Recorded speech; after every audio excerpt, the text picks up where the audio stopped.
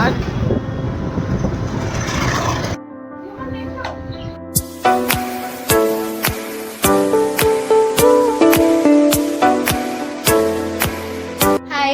आणि good afternoon. आज मी आफ्टरनूनमध्ये blog shoot करते कारण सॉरी आज मला सकाळी वेळ नाही मिळाला, त्याच्यामुळे आज आफ्टरनूनमध्ये छान आंघोळ वगैरे करून फ्रेश होऊन आज मी ब्लॉग बनवत आहे.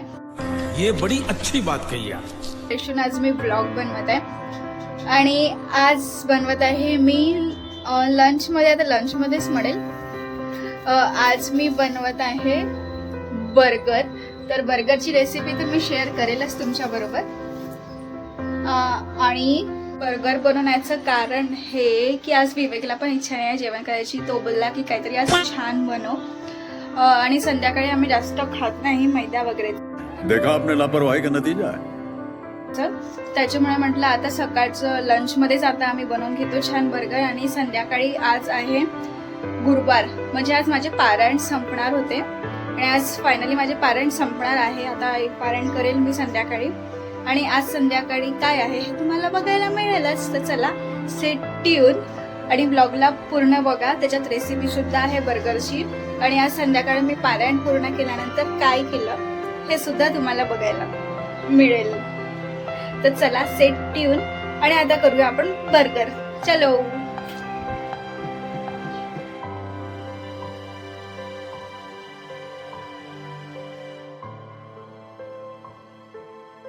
बर्गरची मी फुल रेसिपी खाली डिस्क्रिप्शनमध्ये टाकेल. मी ह्याचा व्हिडिओ माझ्या कुकिंग चॅनलमध्ये अपलोड केलेला आहे, तर नक्कीच जाऊन बघा. बर्गर बनला हे बघा.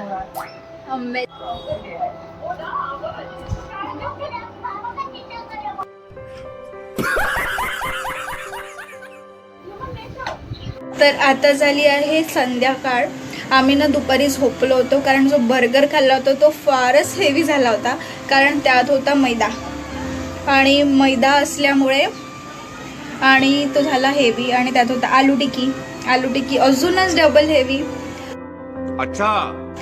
आता त्याच्यामुळे आम्ही झोपून गेलो होतो. आणि आता झाली आहे छान संध्याकाळ. आणि आज जसं की मी तुम्हाला आज बोलले होते, आज आहे गुरुचा दिवस, गुरुवार.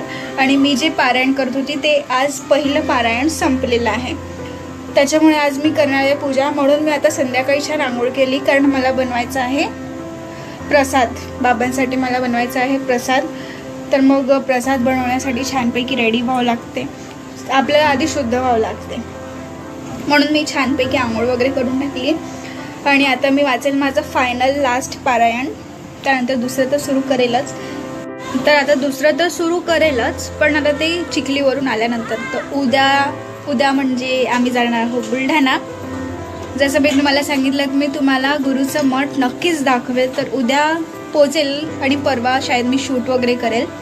शूट केल्यानंतर तर मी नक्की अपलोड करेल आणि तुम्हाला गुरुचं काय म्हणू शकतो मठ दाखवेलच. खूपच सुंदर मठ आहे गुरुचं. आणि कसं आहे ना, तुम्ही कुठल्या पण मंदिरात जा, तुम्हाला कुठल्या पण मंदिरात प्रसन्न वाटेल. आणि गुरुच्या मठात खूपच सुंदर आहे. तिथे ना शेत आहे, तिथे त्यांनी शंकरांची मूर्ती स्थापित केली आहे. तिथे खूप सुंदर आहे आणि तिथे शेत वगैरे आहे. जसं की मी बोलली तर तुम्हाला ते नक्कीच दाखवेल. बट आत्ता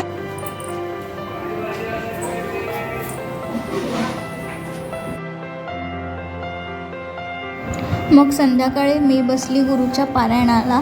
जसं की मी तुम्हाला सांगितलं तो फायनल पारायण होता.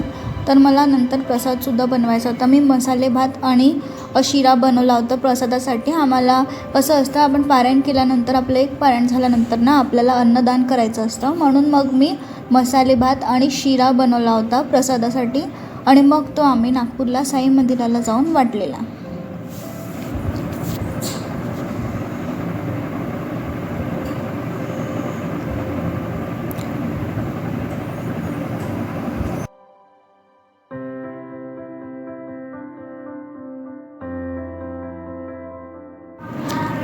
आम्ही मग माझं पारायण झाल्यानंतर मग आम्ही निघालो साई मंदिरला प्रसाद द्यायला. A few moments later. मग दुसऱ्या दिवशी सकाळी आम्ही निघालो चिखलीसाठी. मी आल्यानंतर रात्री खूप थकून गेलो होतो, त्याच्यामुळे मी शूट केला नाही. आणि हा आहे आमच्या सकाळचं शूट. आम्हाला नागपूरवरून बुलढाणा यायला आम्हाला किमान 8 तास तरी लागले आणि आम्ही छान आमचा प्रवास एन्जॉय करत करत मूवी बघत बघत फायनली चिखलीला पोचलो. आणि हे आहे महाराजांचं मठ.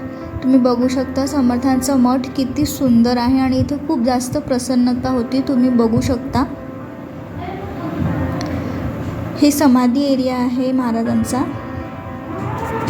हाय, आता आम्ही जस्ट मठात पोचलेलो आहे आणि तुम्ही बॅकग्राऊंडमधला आवाज तर ऐकत असाल. इथे ना कीर्तन वगैरे सुरू आहे आणि आता मी हा ब्लॉग इथेच एंड करते आणि जो नेक्स्ट ब्लॉग राहील त्या ब्लॉगमध्ये मी तुम्हाला पूर्ण या मठाची स्टोरी आणि इवन पूर्ण मठ चांगल्याने दाखवेल. आणि आता मी हा ब्लॉग इथे एंड करत आहे. तर चलो बाय आणि गुड